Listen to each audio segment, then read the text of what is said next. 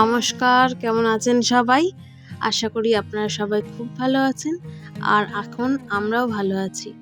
এই গত ২ সপ্তাহ আমি একটাও ভিডিও দিতে পারিনি। তার জন্য আমি খুবই দুঃখিত।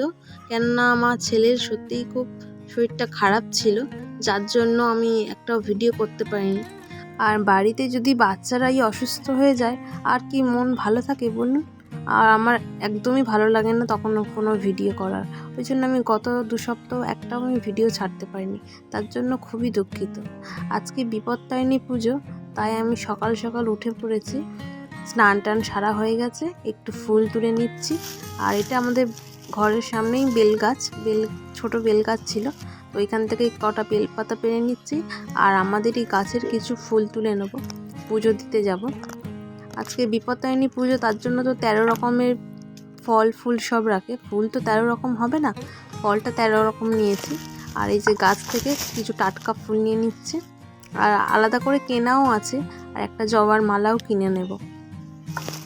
এই গাছটা দেখছেন তো, এটা হচ্ছে কি যে আলমন্ডেলা গাছ, যেটা আমি জানি আমার বোনের খুবই প্রিয় গাছ। এই গাছটা বসিয়েছিল। একটাও বেশি ফুল তুলতে দেয় না, জানেন তো। কয়েকটা ফুল তুললে বলে আর তুলবি না, গাছেই থাক, গাছেই সুন্দর লাগে। তো তার জন্য বেশি ফুল তুলবো না, অল্প কিছুটা তুলে নেব। আমার ঘরের ঠাকুর ঘরে দেবো কিছুটা, আর পুজো দিতে যাব ওখানের জন্য কিছুটা নিয়ে নেব।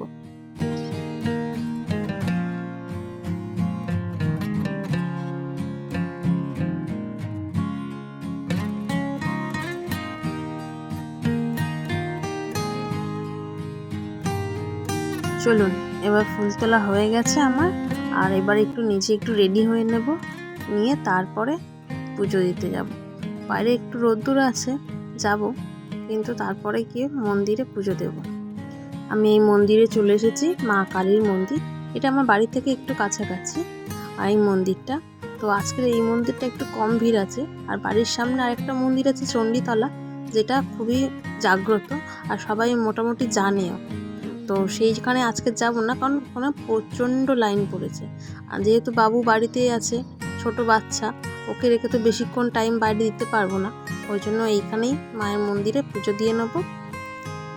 দেখুন মায়ের মূর্তিটা কত সুন্দর লাগছে, দেখলেই মনটা ঠান্ডা হয়ে যায়।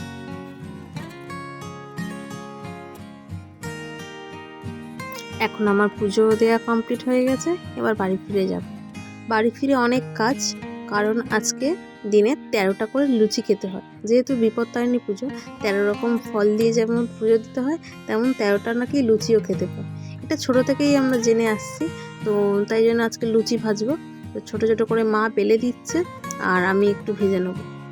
সবাই তো 13টা লুচি খেতে পারে না, যেমন আমার বোন তো একদমই পারে না। 13টা কেন, 2টো খেলেই ওর বলে আর ভালো লাগছে না, আর ওর শরীরটা খারাপ করে। ময়দার জিনিসও একদমই খেতে পারে না। ওই জন্য মা বলে সারাদিন রাত ধরে যতটা পারবি 13টা সারাদিন মিলে কমপ্লিট কর। ওই জন্য ওর জন্য করব। আর বাড়িতে তো আর সবাই আছে, মা বাবা আমি বোন সবাই। আর এই লুচিগুলো মা বেলে দিচ্ছিল, তার মধ্যে একটার সাথে একটা লেগে গেছে, অনেকক্ষণ ধরে ছিল তো, তার জন্য। দেখুন কি সুন্দর লাগছে।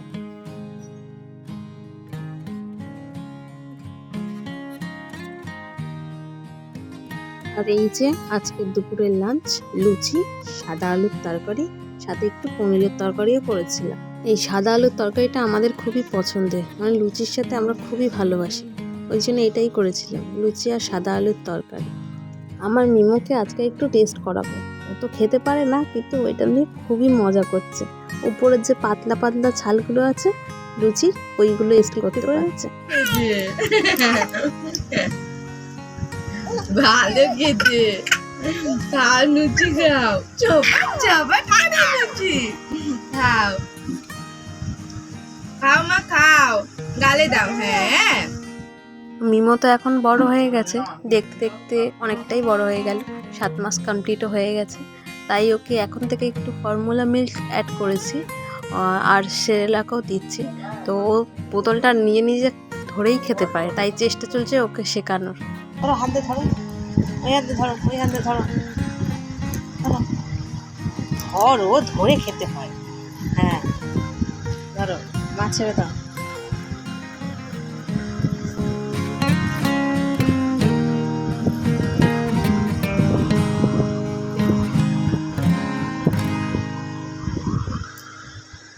হাত ব্যথা করে না বলে।